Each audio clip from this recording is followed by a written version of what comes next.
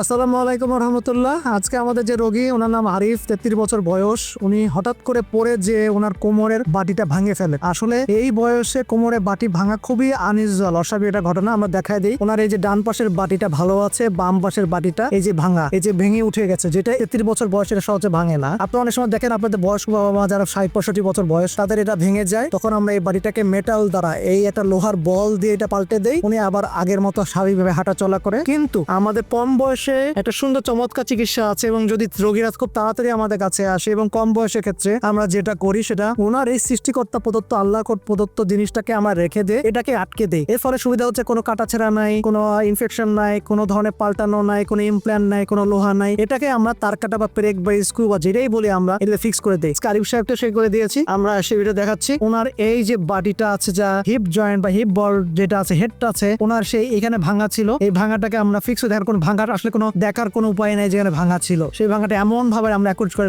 লাগিয়ে দিয়েছি, এবং 3টা পিন দিয়েছি যেন নড়াচড়া না হয়। এবং উনি এই সৃষ্টিকর্তা প্রদত্ত জিনিস নিয়ে হাঁটাচলা করবে, কাজকর্ম করবে, কোনো ধরনের পেইন হবে না। এটা হচ্ছে বেনিফিট। কম বয়সে বাটি পাল্টানোর একটা ক্রাইম, এটা আসলে করতে হয় না, কারণ পরবর্তী জীবনে সমস্যা হয়। এখন যেটা হবে, উনি ওনার আল্লাহ দেওয়ার জিনিস দিয়ে দিব্যি আগের মতো কাজকর্ম করতে পারবে। আজকে দিন রেস্ট থাকবে, কালকে দিন বাসা চলে যাবে উনি, এবং ওনার স্বাভাবিক জীবন যাপনে অবস্থায় পড়বে। সকলকে ধন্যবাদ। আসসালামু আলাইকুম ওয়া রাহমাতুল্লাহ।